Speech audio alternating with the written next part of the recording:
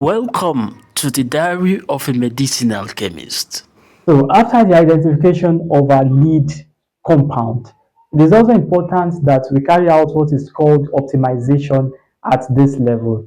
Now, the essence of optimization is to improve the properties of the lead compound by improving the potency, improving the efficacy, and again lowering the toxicity of the lead compound.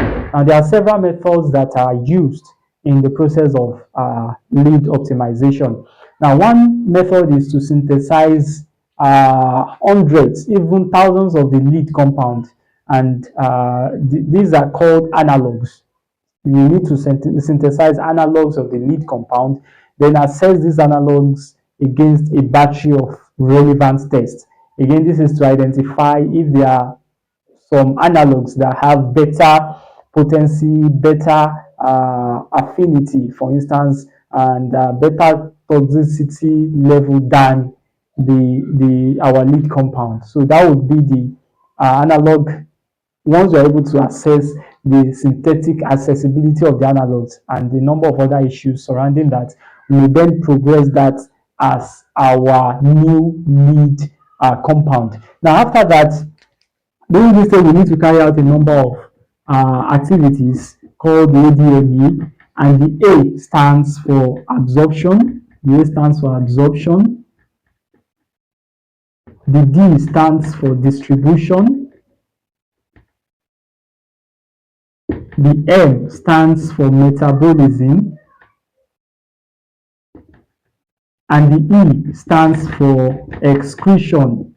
Now, this is very important. Number one, we need to assess the absorption rates to assess how well our lead compound is absorbed from the gastrointestinal tract. Now, absorption is governed by a number of factors which can be influenced. Again, will be a function of the expertise of the medicinal chemist to be able to look at how they can tweak a number of properties to improve the absorption rate. Now, there are so many factors that can influence absorption. For instance, if the compound is iodized in the stomach, it may not be absorbed properly in the stomach, and also if it is not stable to the stomach acid, if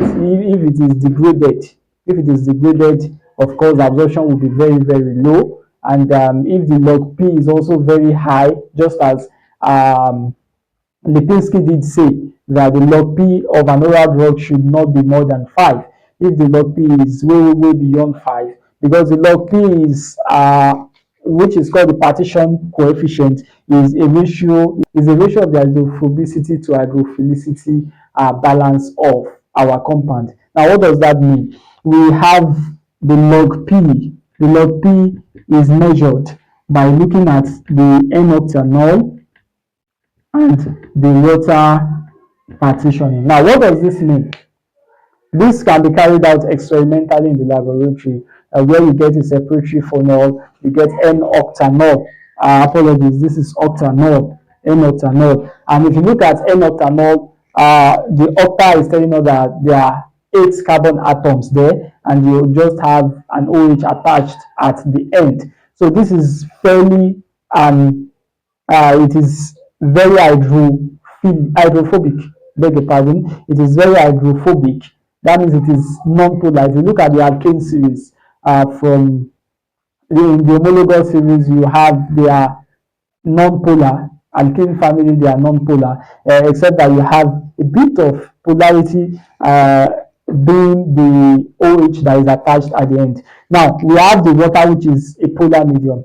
If you have, it's just like having kerosene and water. When you mix the two together, kerosene is non-polar and water is polar. So you find out that kerosene will float at the top and water will remain at the base. So this is telling us that the water has a higher density than kerosene. Now what happens is when you dissolve that compound in this media, although there are variants of this log P, some other solvents are used aside the N-octanol, but overall is just to give an idea. Now the essence is there has to be a balance between how polar and how non-polar the compound is. Now, because when you look at the stomach, for instance, if the dissolution rate of a drug in the stomach is governed by what is called the aqueous solubility.